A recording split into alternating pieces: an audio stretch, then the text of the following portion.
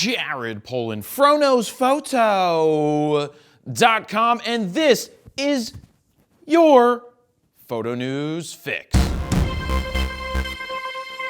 This fix is brought to you by Squarespace. My personal website, jaredpolin.com, is built using Squarespace, and I wouldn't use anything else if you're a photographer or a creative. It's simple, easy, affordable, and you don't need to know any coding. Dan, I still don't know shit about coding, but it doesn't matter because I have Squarespace. To get a 14-day free trial without a credit card, go to squarespace.com/FroKnowsPhoto. If you decide that it's for you, use the code FroKnowsPhoto at checkout to get 10% off your first order. Last week, 500px reported that there was a data breach and all 15 million of their users who signed up before July 5th, 2018 had some of their information exposed. Like the planet! The information exposed consists of users' first and last names, users' names, email addresses, a hash of their passwords, and date of birth. So basically, they got enough information to do some pretty good damage.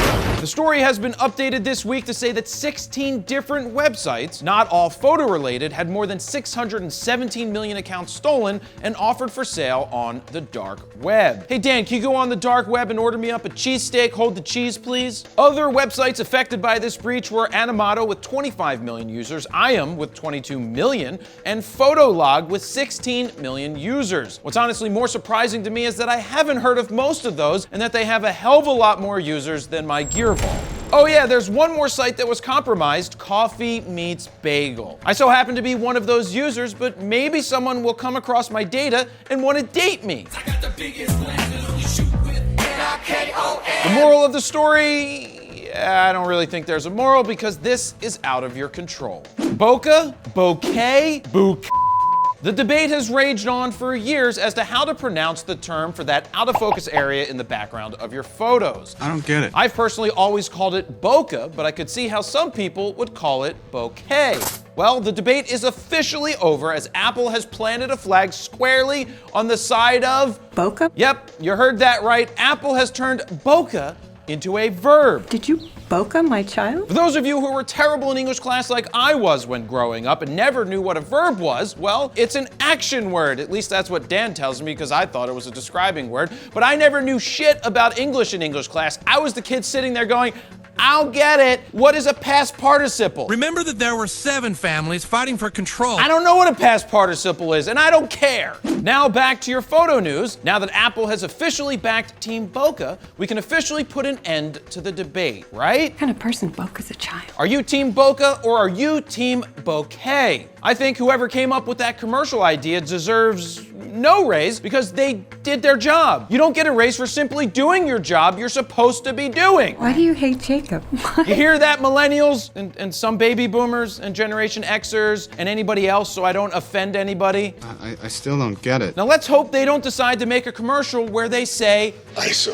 Have you entered the Mega Camera giveaway yet? If not, head on over to bit.ly/megafro to see how you can win any camera valued at $3,300 or less. And finally, Tamron has announced 3 new lenses for full-frame cameras, including one for the Sony E mount. There's the SP35F 1.4, which would be a nice lens across the board and not terribly too expensive, though they haven't given us the price just yet. Next, we have the 35 to 150 2.8 to f4 DIVC. This is an interesting range for full frame. 35 is nice, but it's not exactly wide, and 150 is nice, but it doesn't exactly give you super reach. It's like they looked at the 24 to 120 f4 range and said, it seems like this lens is for the first-time full-frame owner who wants one lens to do just about everything. Give them sort of wide and sort of zoom at an affordable price. Very nice. How much? Even though the price hasn't been announced yet. The only thing is, what lens do you add next? Because if you add a 70 to 200, you're not gaining too much in terms of reach. And the third lens, which is designed for the Sony E mount, is another one where they were like, do you know that 16 to 35 2.8 G Master from Sony? I almost forgot. Yeah, well, we should make that that, but in the range of 17 to 28. Let's look at why they made that range. One reason, it's smaller and lighter and probably will be less expensive than Sony's 16 to 35 2.8. The 16 to 35 2.8 costs $2,200 and has an 82mm filter thread. It's a bigger and heavier lens. The Tamron has a filter thread of only 67mm, which means it's much smaller. At the end of the day, it's going to be a nice option for somebody who has a Sony A7 III and is looking to add a fast wide,